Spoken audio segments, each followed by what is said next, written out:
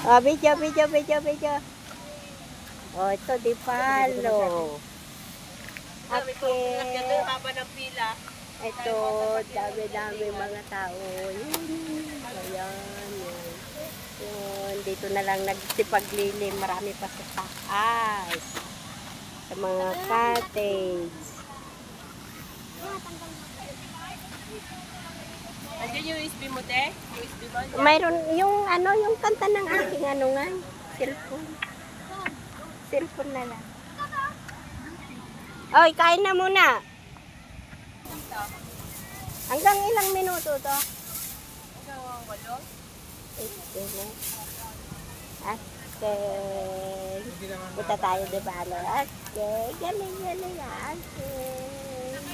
Ito pagkain namin. Dito na dinala yung mga ibang handa. Pinukpok na? Ah. Ito yung tubig. Ligo na sila? Kumain na si Balong ba? Hindi pa. Kala ko.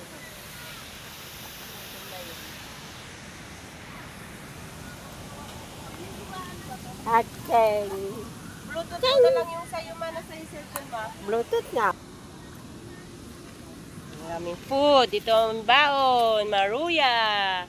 Yan, biskwit, fried chicken, pansit, kanin. Yan, mga chichirya. Popcorn ni aking King. At si aking King. Ate Malo, Daddy. Mama, birthday girl.